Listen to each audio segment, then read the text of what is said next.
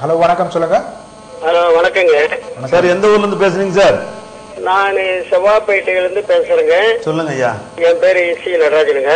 சரிங்க சார்கிட்ட பேசணும். சொல்லுங்க சார். நான் தான் பேசுறேன். சொல்லுங்க சார். சார் இப்ப 108 மளிகை பொருள் நீங்க சொல்றீங்கல்ல?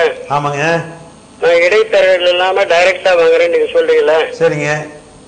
உங்களுக்கு இந்த மளிகை அனுபவம் எத்தனை வருஷங்க உங்களுக்கு? என்னுடைய வாழ்க்கையின் ஆரம்பமே மளிகையில தான் சார். அதாவது நான் 450 ரூபாய் சம்பளத்துக்கு வேலை செஞ்சேங்க. அதாவது ஒரு வருஷத்துக்கு 450 ரூபாய். எத்தனை வயது? என்னுடைய 11வது வயசுல வந்து நான் வேலை செஞ்ச மளிகை கடையில எனக்கு 450 ரூபாய் சம்பளம். அப்பெல்லாம் வந்து வருஷத்துக்கு 450 ரூபாங்க. சரிங்க. இப்ப இந்த 108 பொருளும் டைரக்டா நான் வாங்குறேன்னு சொல்றீங்கல்ல? சரிங்க. இந்த 108 பொருள் என்னன்னு நான் தெரிஞ்சுக்கலாங்களா? அதை நீங்க அலுவலகத்துக்கு வந்து தெரிஞ்சுக்கணும். ஏன்னா 108 பொருளை வரிசைப்படுத்தி சொல்ல முடியாதுங்க. சரிங்க. 108 பொருளும் நாங்க வந்து கணவன் மனைவி 2 குழந்தைகளுக்கு தேவையான அனைத்து பொருளும் அந்த டப்பால போட்டிருக்காங்க. ஒரு சமயம் வந்து ஒரு குடும்பத்துல 2 பேர் தான் இருந்தாங்கன்னாக்கா இந்த பெட்டியை 2 மாசத்துக்கு வச்சுக்கலாங்க. அதே ஒரு குடும்பத்துல வந்து 6 பேர் 7 பேர் இருந்தாங்கன்னா இந்த பொட்டியை 2 பொட்டி வாங்கிக்கலாங்க. 2 மாசமா ட்ரை பண்றேன். நான் உங்க போன் கால் கிடைக்க மாட்டேங்குது. சரிங்க. நம்பருக்கு கால் பண்ணி கேட்கலாம். நீங்க இந்த டைரக்டா வாங்குறேன்னு சொல்றீங்கல்ல? ஆமாங்க. இந்த 108 பொருள்ல மளிகை பொருள் எந்தெந்த ஊர்ல கிடைக்கணும் உங்களுக்கு தெரியுங்களா? அனுபவம் இருக்குங்களா? அதாவது பாத்தீங்கன்னா பருப்பு எடுத்துக்கிட்டோம்னா நார்த்ல இருந்து வருதுங்க. எங்க நார்த்ல வந்து இல்ல, இது வியாபாரத்துல உள்ள ரகசியத்தை வந்து நீங்க இப்படி கேட்க கூடாது இல்லையா? அப்ப இடைத்தரகர்ன்ற வார்த்தைக்கு அர்த்தம் இல்லாம போயிருமே. ஏன்னா நீங்க ஒரு சில பொருட்களை வந்து டைரக்டா விவசாயிகிட்டே வாங்குறோம். நாங்க செவ்வாப்பேட்டை கடையில வந்து பர்ச்சேஸ் பண்ணிட்டு போயிருக்கீங்க. சரிங்க. எந்த கடையில கூட நான் சொல்ல ஜெனரல் டேரஸ் அப்படின்னு ஒரு மளிகை கடையில இல்ல அதாவது ஒரு நிமிஷம் ஒரு சோப்பு சோப்பு சீப்பு மார்க்கெட்ல வாங்கி ஆகணுங்க. நானு எல்லாமே வந்து எங்க விளையுதோ அங்கதான் இடைத்தரகர்கள் இல்லைன்னு சொன்னீங்களா? அதுக்காக இந்த கேள்வி கேட்டேன்.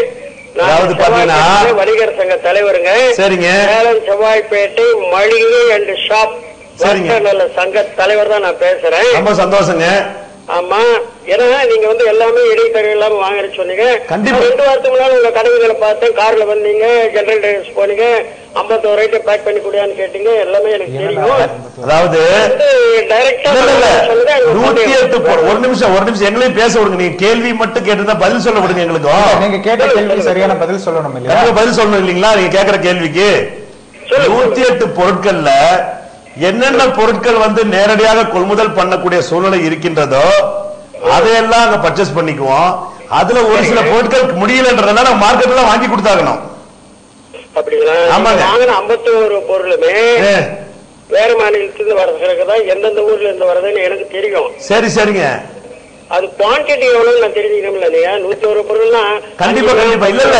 நீங்க என்ன பண்றீங்கன்னா வணிகர் சங்க தலைவரா இருக்கிறீங்க. நீங்க ரொம்ப சந்தோஷம். நீங்க வந்து குவான்டிட்டி கம்மியா கொடுத்துட்டு ஒரு 2000 ரூபாய் 1500 சரக்கு கொடுத்துட்டு 3800 வாங்கி சரிங்க மறுபடியும் டெபாசிட் பண்றவங்க பேர்ல எப்படின்னா சரிங்க எப்படி ஏத்துக்கிறதுன்னு நான் சொல்றேன். நல்ல ஒரு வார்த்தை சொன்னீங்க. ஜெனரல் குட்ஸ் இருக்குங்களா? சாப் சாமான்கள் எப்படிங்க? ஆமா சாப் அதாவது சோப்பு, எண்ணெய் வஸ்துக்கள், பவுடர் எல்லாமே இருக்குதுங்க. எல்லாம் இருக்கு. சோப்பு பவுடர் எப்படி தெரிஞ்சது? நெட்ல பாக்கலாங்களா? இல்ல இல்ல. நீங்க என்ன செய்றீங்கன்னா இப்ப இன்னைக்கு வந்து பார்க்காம நீங்க தொலைபேசியில பேசுனது கேள்வி கேட்டிருக்கீங்க. நீங்க செவ்வாப்பேட்டையில் இருக்கிறீங்க, வணிகர் சங்க தலைவரா இருக்கிறீங்க. ஆமா ஆமா. நான் 18 வருஷமா தொடர்ந்து இருக்கேன். ஓகே. நீங்க என்ன பண்றீங்கன்னா எங்களுடைய நிறுவனத்துல வந்து பொருளை வாங்க வேணாங்க. ஒரு அட்டைப்பெட்டியை இல்ல ஒரு நிமிஷம் அட்டைப்பெட்டியை பிரிச்சு அந்த அட்டைப்பெட்டிக்குள்ள இருக்கக்கூடிய பொருளை பூரா வெளியே எடுத்து ஒவ்வொன்றாக கணக்கு எடுத்து அந்த கணக்கினுடைய விடை இருக்குதுங்க டோட்டல் எவ்வளவு ஆகுதுன்னு சொல்லிட்டு அதை இந்த மாதிரி தொலைக்காட்சியில பேசினா ரொம்ப சிறப்பா இருக்கு. ஏன்னா உங்களை மாதிரி உள்ளவங்க சொல்லும் பொழுது எங்களுக்கு இன்னும் ஊக்கம் கிடைக்கும் நிறைய. சரிங்க. நானு சொல்லுங்க 2 டேஸ்ல எங்க செக்ரட்டரி கூட்டிட்டு உங்க ஆபீஸ்க்கு வரேங்க. கண்டிப்பா வாங்க. நீங்க வந்துட்டு இந்த விஷயத்தை மக்களுக்கு தெளிவுபடுத்துங்க. சரிங்களா? அழகா பேசுறீங்க. அது எனக்கு ரொம்ப பிடிச்சிருக்கு. இல்ல இல்ல இல்ல. இந்த அழகா பேசுறதுக்கு என்ன இருக்குதுங்க? நீங்க அதாவது ஒரு அரசியல் கட்சி தலைவர் கூட உங்ககிட்ட தோத்தணும் அந்த அளவுக்கு. நானும் 2 மாசம் உங்களை பாத்துட்டு இருக்கேன் டிவில. 2 மாசம் 4 மாசம் ஆச்சு நம்ம பேச ஆரம்பிச்சு. அற்புதமான பேச்சு உங்களுக்கு கடவுள் கொடுத்திருக்காரு. அதை வந்து கடவுளுக்கு நன்றியை சொல்லுங்க. நீங்க கண்டிப்பா கண்டிப்பா கண்டிப்பா உங்களுக்கு நன்றி சொல்லிக்கிறேங்க. கண்டிப்பா நான் வரேங்க, உங்க ஆபீஸ்ல இருந்து பாக்குறேங்க. இல்ல வரதோட இருக்க கூடாது, வந்துட்டு வந்ததற்கு பிறகு அந்த பொருளுடைய எண்ணங்கள் எல்லாமே கரெக்டா தரம் பார்த்து சொல்லுங்க, அதனுடைய தரத்துடைய விலை பார்த்து சொல்லுங்க, விலை பார்த்து சொல்லிட்டு தொலைக்காட்சியில சொல்லுங்க, இந்த மாதிரி நான் பார்த்தேன்னு சொன்னீங்கன்னா எங்களுக்கு இன்னும் பெருமையா இருக்கும். சரிங்களா? சரி, இன்னொன்னு ஒரு சமாச்சாரம் உங்ககிட்ட சொல்லிடுறேங்க. சொல்லுங்க சொல்லுங்க. உங்க ஏஜென்சி இருக்காங்க பாருங்க, சொல்லுங்க. அவங்க எல்லாமே இந்த ஃபுட் சேஃப்டி ஆக்ட், உணவு தர கட்டுப்பாடு சட்டத்துல மெம்பர் ஆயின்னு லைசன்ஸ் எடுங்கிற ஒரு சட்டம் இருந்தது. சரிங்க. அத இன்னைக்கு தேதியில 1 இயர் எக்ஸ்டெண்ட் பண்ணிட்டாங்க. ஆமாங்க ஆமாங்க.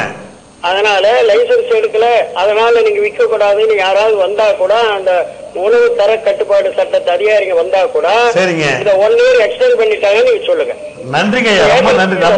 அதாவது நம்ம வேல்யூவான ஒரு வார்த்தையை சொன்னீங்க, கொண்டு கொடுத்தீங்க எங்களுக்கு, ரொம்ப நன்றிங்க ஐயா. நீங்க அவசியம் வர்றீங்க, வந்து எங்களுடைய பொருளை எல்லாம் பார்க்கறீங்க. எங்க வியாபார திட்டத்தை நீங்க கண்டிப்பாக இதே மாதிரி இப்ப தொலைக்காட்சியில வந்து தொலைபேசியில பேசுனதை விட நீங்க வந்து தொலைக்காட்சியிலே வந்து பேசினாலுமே நாங்க சந்தோஷப்படுவோம். சரிங்களா? நான் பார்த்துட்டு வந்தது கரெக்டா தான், மறுபடியும் தொலைபேசியில உங்களை பார்த்துவேன். கண்டிப்பா கண்டிப்பா. நன்றிங்க ஐயா, நன்றிங்க. Okay, thank you sir.